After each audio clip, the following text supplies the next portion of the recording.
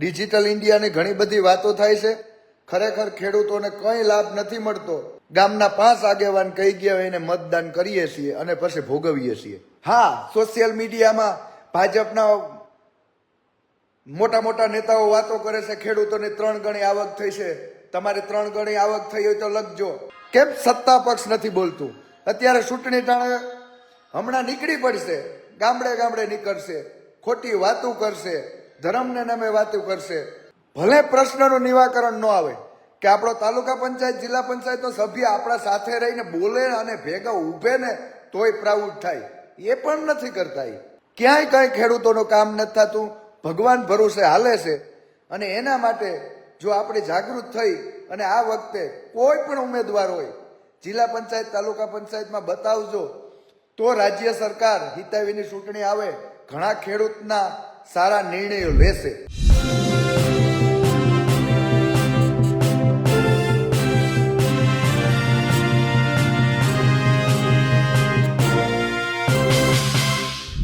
સ્થાનિક સ્વરાજ્યની ચૂંટણીઓ છે તો ગ્રામ્ય વિસ્તારમાં પણ તેની અસર દેખાઈ રહી છે.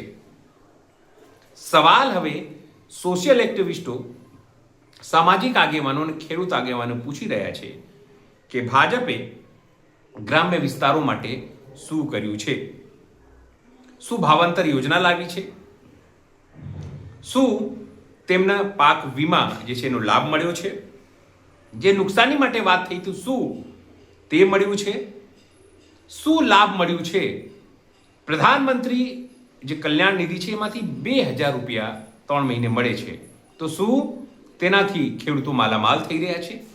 આવા તમામ સવાલો જે પૂછાઈ રહ્યા છે અને ભાજપનો વિરોધનો જો સૂર છે તે ગ્રામ્ય વિસ્તારોમાં દેખાઈ રહ્યા છે. ખાસ કરીને હિતેશ મોઢવાડિયા જે આગેવાન છે ખેડૂતોના, તેઓ માની રહ્યા છે કે ભાજપના આવવાથી નુકસાન થયું છે સૌરાષ્ટ્રના વિસ્તારોમાં, ગુજરાતના વિસ્તારોમાં. નમસ્કાર, હું છું ચિંતામણી પુતેલ પટેલ. સ્વાગત છે આપનું અમારા કાર્યક્રમમાં. આવો સાંભળીએ હિતેશ મોઢવાડિયા ભાજપને વોટ ન આપવા માટે કેટલા ઘણા બધા કારણો ગણાવી રહ્યા છે. અનેક મુદ્દાઓ છે. આજે સબસિડી જે ગુજરાત સરકારે જાહેર કરી એના પોર્ટલ એ ક્યાંય ચાલતા નથી. ખેડૂતો રાત્રે વીસી પાસે બેઠા.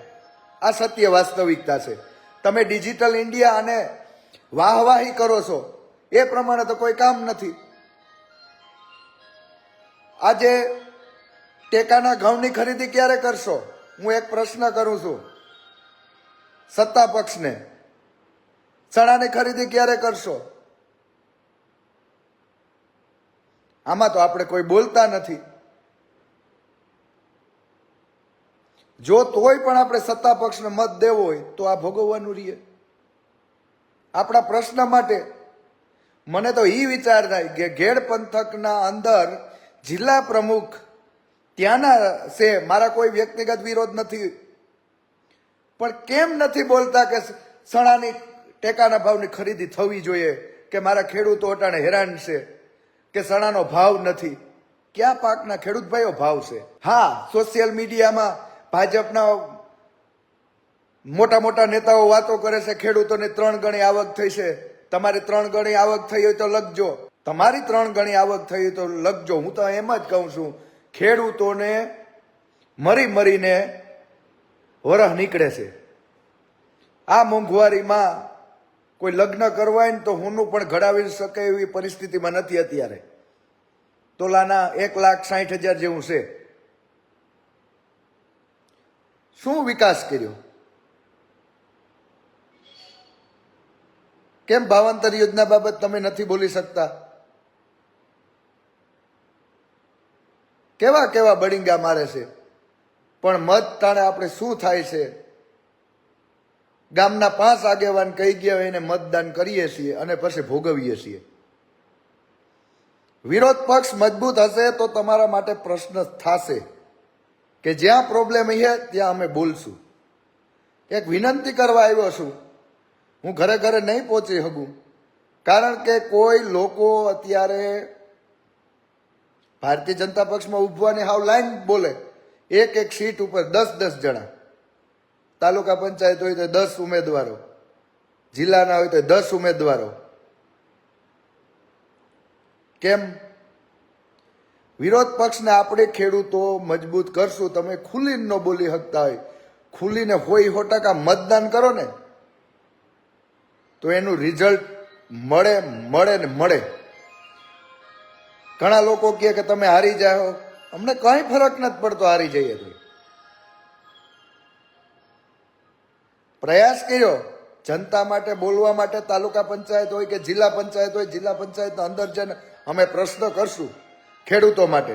આ વર્ષે ટેકાના ભાવના જે મગફળીની જે તોલાઈ થઈ હતી, એક જ પોરબંદરમાં કેન્દ્ર હતું. એ કેન્દ્ર માટે અમે માંગ કરેલી કે 2 હજી કેન્દ્ર આપો તો અમારે ખેડૂતોને વહેલી તકે મગફળી તોરાય. કેમ સત્તા પક્ષ નથી બોલતું? અત્યારે ચૂંટણી ટાણે હમણાં નીકળી પડશે, ગામડે નીકળશે, ખોટી વાતો કરશે, ધર્મને નામે વાતો કરશે. ત્યારે આપણે માયાજાળમાં આવી જાય. ખરેખર આપણે ક્યારે જાગૃત થયું? હું આ જાગૃતિ માટેનો વિડીયો છે. અને અમે આમ આદમીના જેટલા મેમ્બરો ઉભ્યા, અમે અત્યારે ઉભ્યા ને એ બહુ હિંમત કરીને ઉભ્યા. બહુ હેલી વસ્તુ નથી, બહુ અઘરું છે. પણ તમે ક્યારે જાગશો? આજે આપણા અનેક પ્રશ્નને કોઈ નિવાકરણ આવતું નથી. ભલે પ્રશ્નનું નિવાકરણ ન આવે કે આપણો તાલુકા પંચાયત જિલ્લા પંચાયતનો સભ્ય આપણા સાથે રહીને બોલે અને ભેગા ઊભે ને તોય પ્રાઉડ થાય. એ પણ નથી કરતા. 90% લોકોને એ ખબર નથી કે અમારો તાલુકા પંચાયતનો સભ્ય કોણ છે કે જિલ્લા પંચાયતનો સભ્ય કોણ છે. તોય પણ મત ભાજપને દેવો, કારણ કે ગામનો સરપંચ ભાજપને સપોર્ટ કરતો હોય. તો આપણે જાગશું ક્યારે? હું એક વિનંતી કરવા આવ્યો છું કે આ વખતે વિપક્ષને મજબૂત કરો. અમે પ્રયાસ કરીએ. આપણા જે પ્રશ્નો છે ખેડૂતોના, ડિજિટલ ઇન્ડિયાની ઘણી બધી વાતો થાય છે. ખરેખર ખેડૂતોને કંઈ લાભ નથી મળતો. વિદેશ નીતિ ખરાબને કારણે આજે ખેડૂતોને સારા ભાવ નથી મળતા. અને જો આપણે તોય પણ વખાણ કરતા હોય તો કોઈ આનો રસ્તો જ નથી. અમે પ્રયાસ કરશું. રામદેવભાઈ લખે છે કે હિતેશભાઈ દરરોજ ખેડૂત માટે કરશો, પણ એક થવાની જરૂર છે ખેડૂતોને. એક થાય, કારણ કે હું ખેડૂતો માટે પહેલા કોઈ પક્ષમાં હતો જ નહીં. એમ થયું કે ખેડૂતો માટે થોડુંક બોલીએ, ખેડૂતોના પ્રશ્નની વાચા આપીએ. હજી પણ મેં અગાઉ કહેલું, કોઈ મનસા નથી. રાજકારણમાં આવીને રૂપિયા કમાવાની કોઈ મનસા નથી. મેં અગાઉ પણ કીધેલું છે. તો સત્તા પક્ષમાં પણ બેસી શકું. ઘણા લોકો કહે કે આ સત્તા પક્ષમાં વયા જાય. નહીં જાવ. ખેડૂતના પ્રશ્ન એ હંમેશા ઉઠાવતા રહેશું. આ વખતે એક વિનંતી કરીએ છીએ કે જો જાગૃત હોઈએ અને આપણા જો ખરેખર પ્રશ્નનું નિવાકરણ હોય તો દીજો ભારતીય જનતા પક્ષને. પણ મને એવું લાગે કે ખેડૂતને સારા ભાવ નથી મળતા. ખેડૂત કાયમ લાઈનમાં જ ઉભ્યો છે. મગફળી તોરાવા જાય, હવે બધા ખેડૂતો બિચારા ઘઉં અને ચણાને ક્યારે ખરીદી થાય એ બાબતમાં મને ઘણા બધા ફોન આવે છે. હમણાં મગ તૈયાર થઈ જાય 15-20 દિવસમાં, તો મગ પણ નથી તોરાવાના. હવે તો હાવ વર્તી ગયા. તમને લોકોને ખબર છે કે પાક ધિરાણ 5 લાખ રૂપિયા આજે 2 વર્ષ થઈ ગયા. ક્યાં ખેડૂતને 3 લાખ જ છે? 5 લાખનું તમને લોન આપવામાં આવશે. ક્યાં ખેડૂતોને 5 લાખની લોન આપી? ક્યાં તાલુકા પંચાયત જિલ્લા પંચાયતના સભ્યએ આગળ રજૂઆત કરી કે ખેડૂતોને હવે તો 5 લાખની લોન આપો? ક્યાંય કઈ ખેડૂતોનું કામ નથી થતું. ભગવાન ભરોસે હાલે છે. અને એના માટે જો આપણે જાગૃત થઈ અને આ વખતે કોઈ પણ ઉમેદવાર હોય જિલ્લા પંચાયત તાલુકા પંચાયતમાં બતાવજો, તો રાજ્ય સરકાર હિતાવીની ચૂંટણી આવે ઘણા ખેડૂતના સારા નિર્ણયો લેશે કે હવે ખેડૂત જાગ્યા. પણ જો એક તરફી મતદાન ઠોક્યા રાખ્યું તો આ ભોગવવાનું રહેશે. વધુ વાત ન કરતા મારી વાતને રાખું છું. જય જવાન, જય કિસાન. હિતેશ મોઢવાડિયાની વાત સાંભળીને આપણે શું લાગે છે જરૂરથી અમારા કોમેન્ટ બોક્સમાં કોમેન્ટ કરજો. એ સિવાય અમારી યુટ્યુબ ચેનલ લાઈક કરો, સબસ્ક્રાઇબ કરો, બેલ આઇકન દબાવો. સાથે અમારી વેબસાઇટ છે www.gujaratplus.in. ત્યાં પણ જઈને તમે વધુ અપડેટ થઈ શકો છો. અત્યારે માટે બસ આટલું જ. નમસ્કાર.